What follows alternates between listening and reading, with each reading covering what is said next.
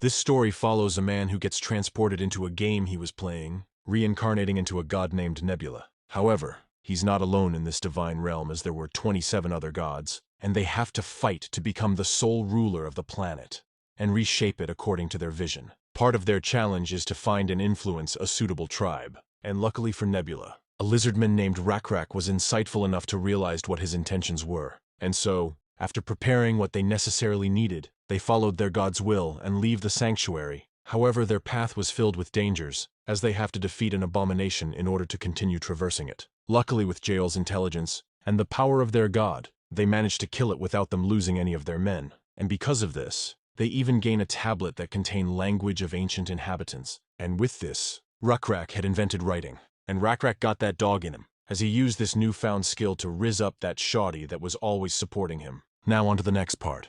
A system notification popped up, notifying Nebula that RECAPS had indeed invented writing. And so Nebula cheered in joy on the inside, as there was no one to even watch him if he expressed it. However, it'll still take lots of generations to develop more. Nevertheless, it was still the beginning stage of the game. Now, Nebula just have to enjoy the show, because as RECAPS and Jael decided to be each other's companion, the clan celebrated this matter with a festival. On the surface, it might seem like a simple hunt, but capturing the largest prey to present to their spouse is how lizardmen celebrate their wedding ceremonies. And RECAPS once again proved his eligibility as a companion by offering the largest deer to his bride. But to their surprise, Jael had managed to catch a deer as well. But she made it look so easy compared to how RECAPS did it. Even Nebula couldn't hold a faint laugh to come out. It seems like RECAPS would have an interesting married life. After the wedding, RECAPS gave the land back to the orcs, which the orc couldn't believe what he just heard. And so he asked RECAPS if he was sure, confidently. RECAPS answered that he was, as the monster was an obstacle they had to defeat after all. And he also mentioned this was their land to begin with, so they can just live here again, just like they used to. With this, the Orc Lord couldn't help his tear to come out. He didn't expect someone to be this kind. And so with all his heart, he bowed to RECAPS and expressed how thankful he was. Now they owe him and his clan a great favor, and he would like to repay it. And since they are planning to go deeper on the mountains, he offered that his son lead the way for them, as they have lived here for a long time, so they know a path through the mountains that is wider and isn't as rugged. To which RECAPS gladly nodded at the generous gesture. But before they could leave, the Orc Lord thanked RECAPS once more, because before this, they used to live while being pestered by bigger beasts and larger tribes. But because of him, they might just be able to overcome it, and they will never forget this favor. This made RECAPS smile, and so he nodded in understanding. And just like that, RECAPS and his clan went on their way in a hurry. Everything seemed to be going smoothly. However, Nebula knew this game wasn't that easy. The reason why there were so many random encounters and negative events in the Lost World is probably because it is based on a real world, and he can already foresee what the next event will be. And just like what Nebula had expected, just within the next few days, RECAPS learned of another tribe not too far away that was also constantly scouting for danger around them. RECAPS didn't recognize the footprints, but the Starcatcher did. It's a frog footprint. RECAPS knew much when it came to the frogs. They were slippery, swam well, jumped up and down, and some even had poison. And he knew all this because they are able to eat the ones with poison now after God gave them his blessing. And many frogs lived in the ponds, and when the end of winter came, they would run out of food and had to come out of hibernation. The lizardmen would catch and eat them. The footprints looked similar to the ones left by those frogs the lizardmen had eaten, but were very different in size. And so Stargazer clarified that it came from the frogmen, a species that walks on two legs. They can also speak and think like them. This surprised RECAPS, as frogmen were a rare sight given their natural habitats were few and far between, such as rivers and lakes. Even for lizardmen with their wide range of activities, frogmen were hard to come by. And so RECAPS eagerly searched through the bushes and counted the footprints. To his surprise, there isn't just one, but quite a bit of them. With this number, it seemed like they are a larger tribe than them. And this footprint indicate that they must be scouting as well. This prompted RECAPS to ask Stargazer if these frogmen are belligerent, to which he responded that they might be, as they made their home here first. But that's not always the case. They're the same as any other bipedal species. Some are good, and some are bad. With this, RECAPS decided to return to their temporary base to discuss this with others.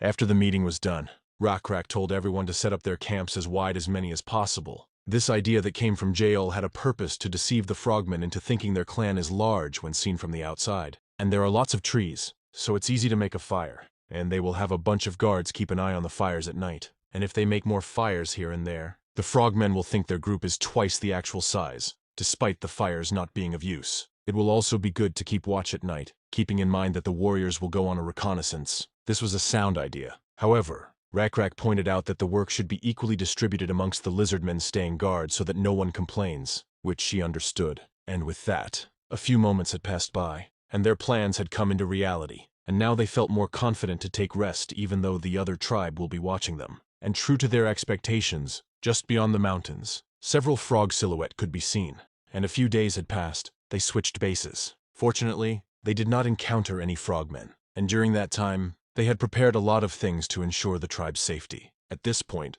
Nebula even doubted there are many players who are more successful than him, as cattle breeding went smoothly, and their housing lifestyles were quickly evolving to adapt to the changed environment. The most fascinating thing was how quickly they established the concept of writing, and that is all thanks to RECAPS, who was actively using the written language he had recently discovered. When the warriors came back from reconnaissance, he would always listen to what they saw at the big wide rock in the middle of the village, and he will always mark the shape of the river onto the large rock. On the rock, the village was marked at the center, and distances were marked based on a particular scale to show the topography of the area. To be exact, it was a map that was developed from hunting marks, but the idea of making a permanent record like written language was applied. This record was actually useful, helping the warriors that were split into groups to figure out the surrounding terrains while RECAPS was away. And this served as an opportunity for the clan to become interested in the utility of writing and records, which were made possible because their now more stable lifestyles allowed them more spare time. Rather than having them overwork themselves, RECAPS recommended keeping written record as they went about their various activities. As an example, he told them they could each write down how many pieces of fruit they had collected every day, so that it was possible to know exactly who worked less and who worked more. And once the lizardmen started recording things, the ones who were more diligent reduced the amount they collected by a reasonable margin, rather than criticizing their fellow lizardmen, while those who fell short collected more. This proved to be effective in improving everyone's productivity. It was just as RECAPS had expected. However, he gained more insights than he had expected. He realized that when they relied on their memories, they would live by compromising. It caused emotional stress since some were more diligent, while others got lazy, and no one was able to say anything because there was no clear evidence. Now, though, everyone is being careful as they know records are permanent. And although RECAPS' idea hadn't been recognized by the game system, Nebula noticed what RECAPS' idea stemmed from. A simple discovery was meaningless. Once the culture of writing and recording began, they could do a greater variety of things than before, and realizing the importance of this idea was the first step. With this, Nebula was delighted, as they're doing better than he thought they would. And Nebula hadn't been able to pay much attention to RECAPS' clan recently. Even though RECAPS' clan was Nebula's only tribe, he had many other things to do, just like in the game of the Lost World, as gods had many more responsibilities outside of managing their tribes.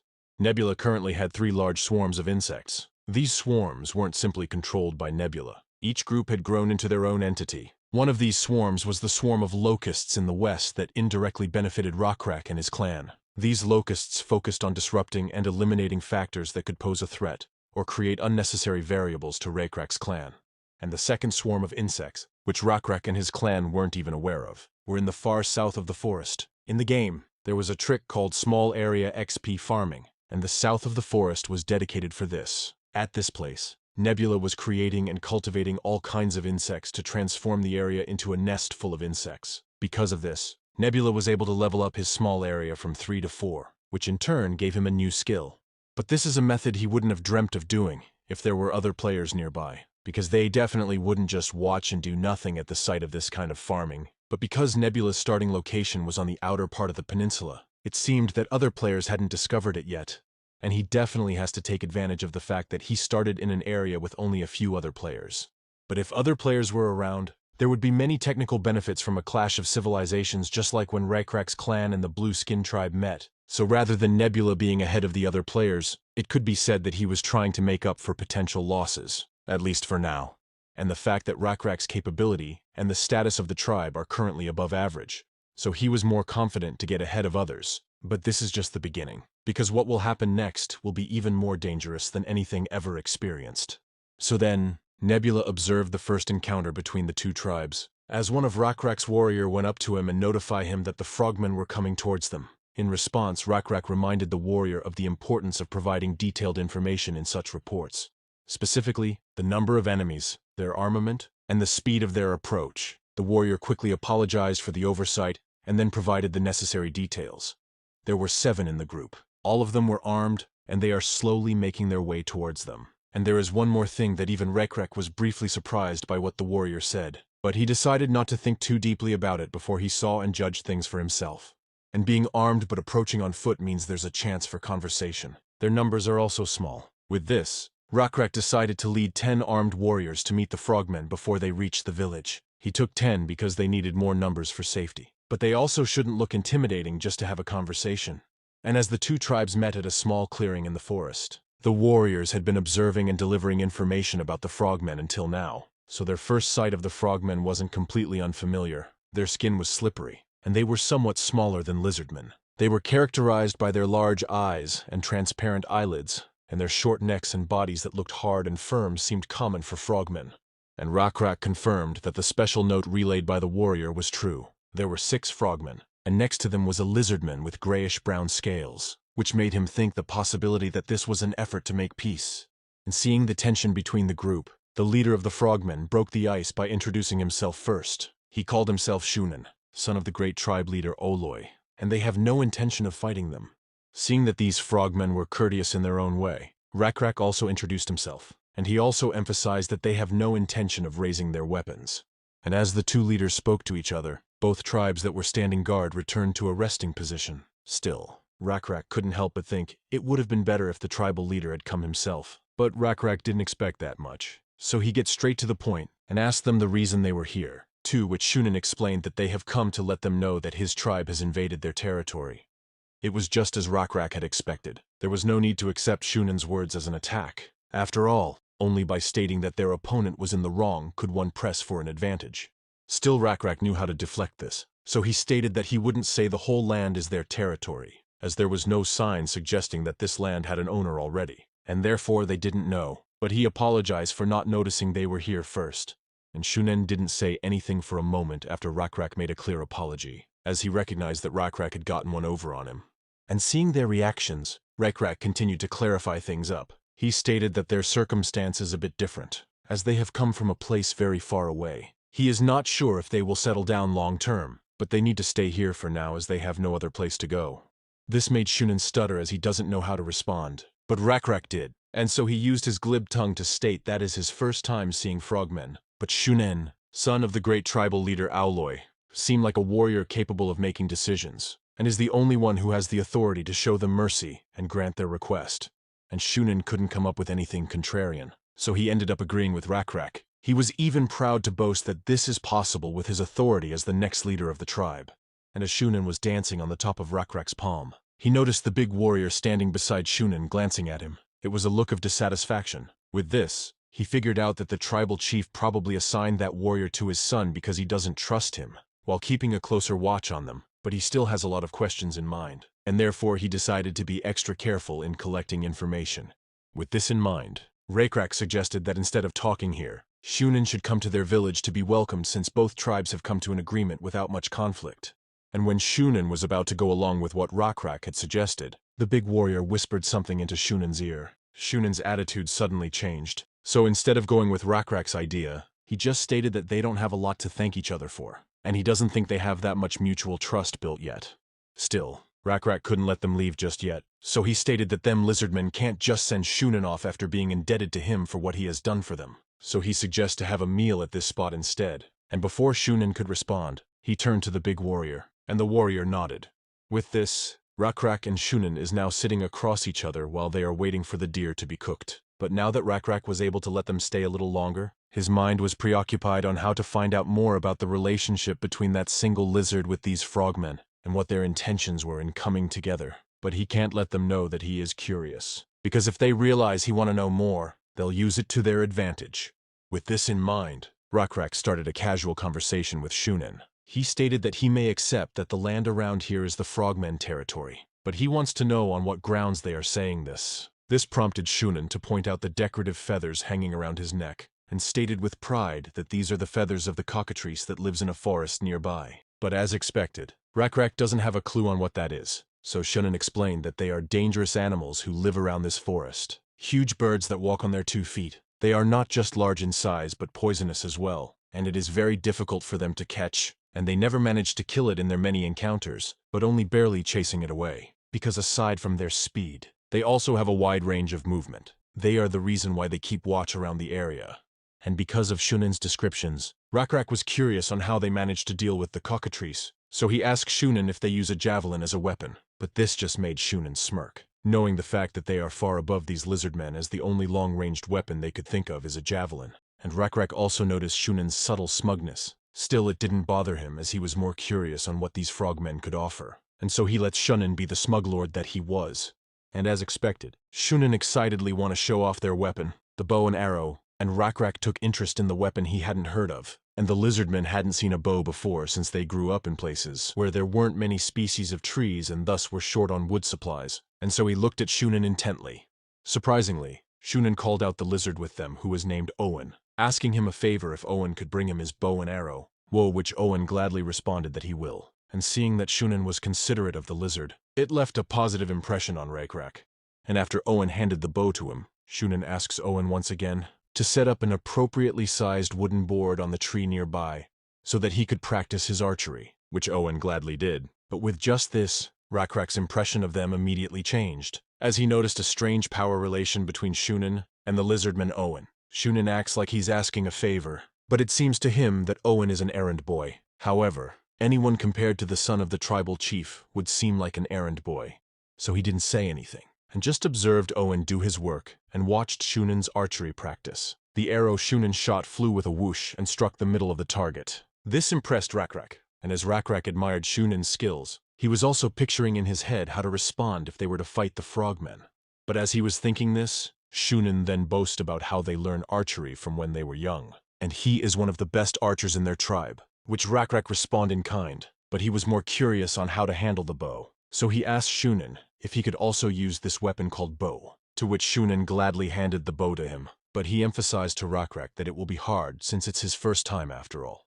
But RECAPS didn't hear a single thing that Shunen had said, as he was more enticed with the weapon that he was holding, and as he inspected the weapon, he noticed the branch and string are definitely sturdy. Its power is weak compared to a javelin, but he can carry few arrows around. It's also a lot more precise than a javelin and has a faster attack speed. It's a weapon they absolutely need, and therefore he would like to look into this roughly to his heart's content.